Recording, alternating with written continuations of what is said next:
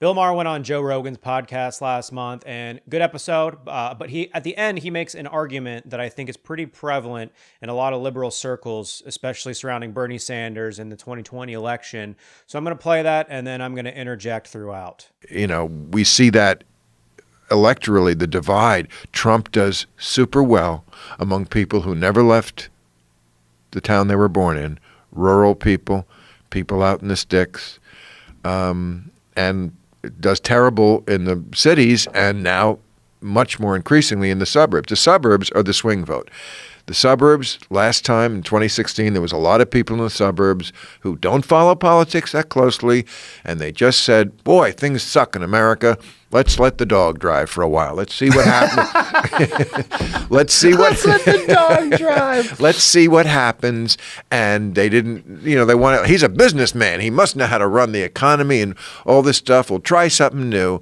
Those people, I think, first of all, a lot of them have peeled away already. Those are the gettable voters. Those are the people, if the Democrats want to win, I think that they have to target. And they already have.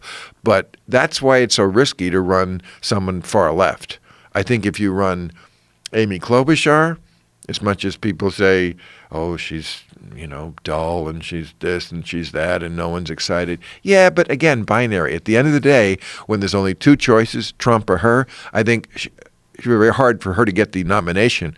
I think as far as like winning the election, I think she would do it fairly easily. I don't know where people get the idea that running somebody like Amy Klobuchar she would win handily against Donald Trump. We saw an Amy Klobuchar type go up against Donald Trump 4 years ago in Hillary Clinton. And now I know that Amy Klobuchar does not have the same kind of history.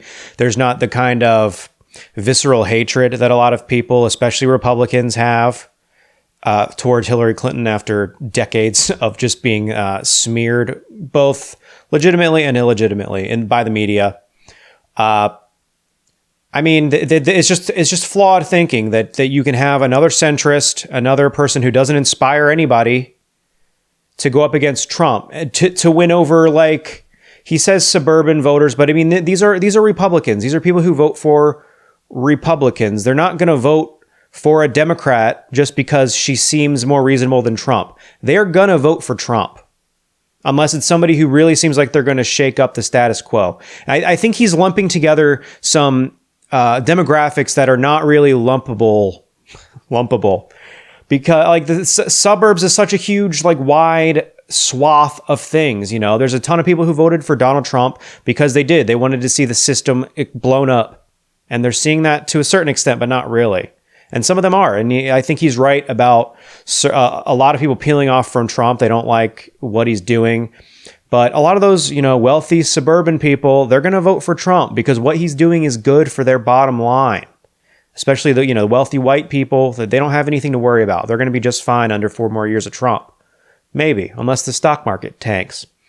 But so I mean, this is not how you peel away more voters. You peel away more voters, and you peel away the populist voters who voted for Trump for his populist message, his fake populist message, by running a real populist, by running somebody who stands for something. He says here that you can't run somebody that's too far left, but it's easy for me to sit here as somebody who is to the left of somebody like Bernie Sanders, I think. As somebody who's never enacted any kind of policies, I'm to the left of him. Okay. I'm a radical because I'm in a socialist organization. But Bernie Sanders is not left. He's not, he is left, but he's not far left. He's far left compared to the bullshit that we've had to put up with for all these years, but we don't need to continue to put up with that.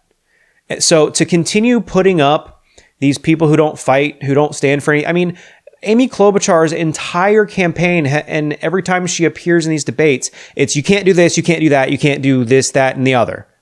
It's here's no, we can't. That's what her message has been at these debates. And that's not inspiring to people. And the people that you need to mobilize is not the Republicans who might vote for somebody like Amy Klobuchar, maybe, but probably won't. The statistics show that they won't.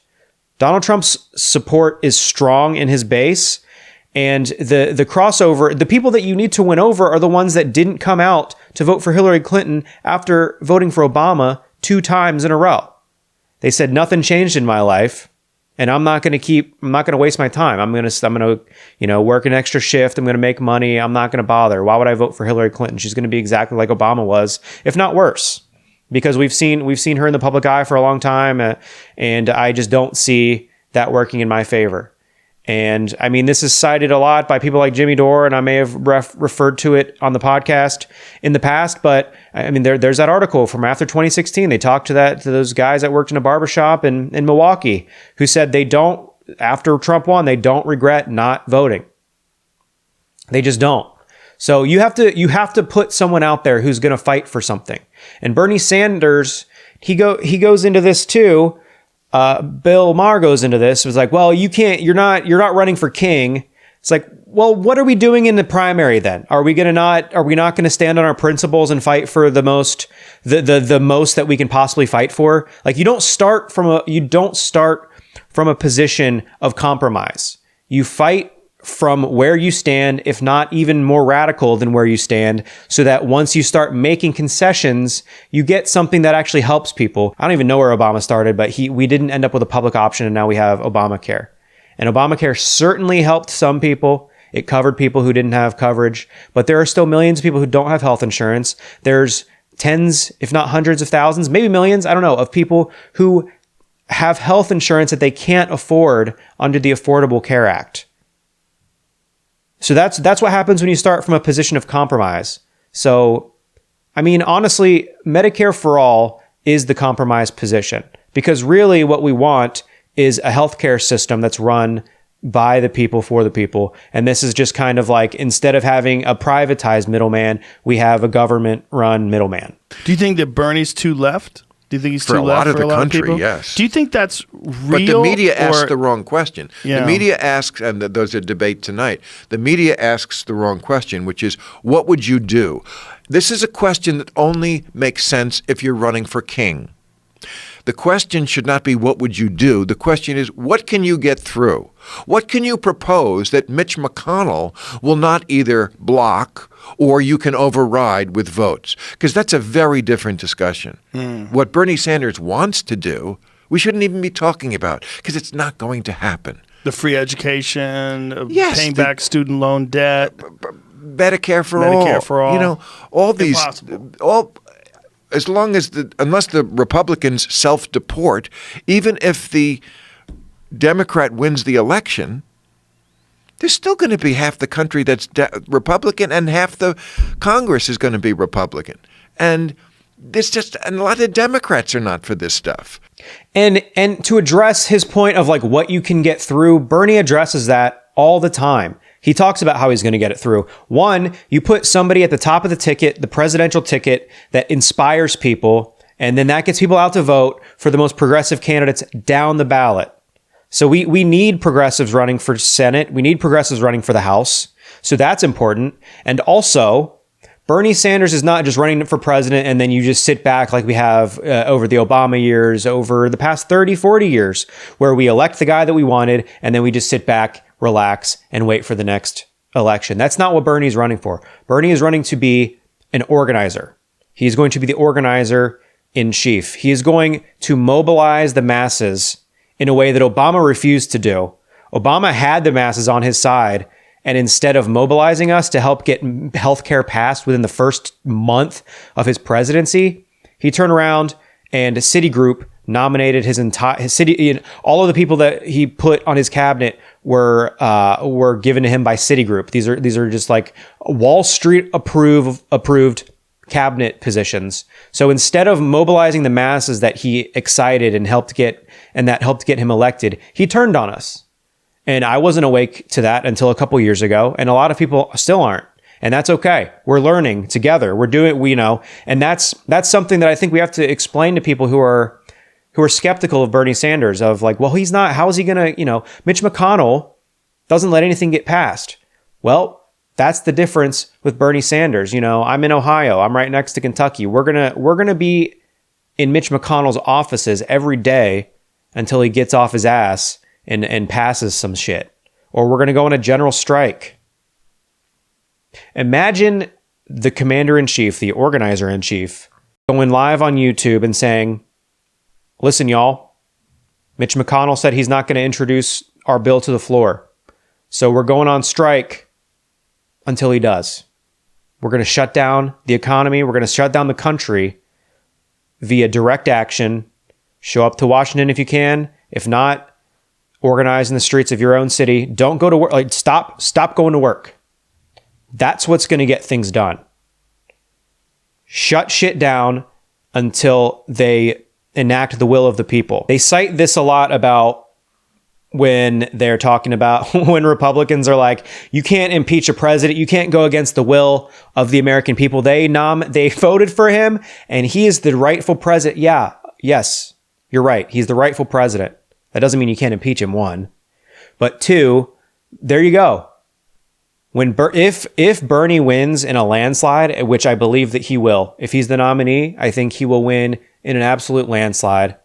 That means that we have a word that I can't remember, but it means that the will of the people has been voiced, and the government needs to follow that, or we will be in the streets until they do. That's the difference with Bernie Sanders. That's something that you're not going to get with an Elizabeth Warren, that you're sure as hell not going to get with an Amy Klobuchar or any of the other candidates that are on that stage, not even a Tulsi Gabbard, who I'm a fan of. That's the difference that Bernie brings to the table. He wants to mobilize the people. He wants to empower the people beyond the ballot box. Because we become complacent and think that every 2 years, every 1 year, every 4 years, we can show up and vote, and that's all we have to do. And that's not all we have to do. The government has made it blatantly clear that they will take whatever bribes are necessary to line their pockets so they can buy expensive houses and expensive vacations and send all their money offshore so that they don't have to pay taxes on it, and then not enact the will of the people. And that's the main thing that Bernie is looking to change. So we elect Bernie, he gets money out of politics, and he mobilizes the masses so that we can rebuild this system in a way that reflects the will of the people, not the will of the corporations. One thing I will say in defense of Bill Maher, despite what he said, that clip is about a month old, and I know that more recently I just watched it last week, he has come out and said that he thinks he's taken a closer look at Bernie again.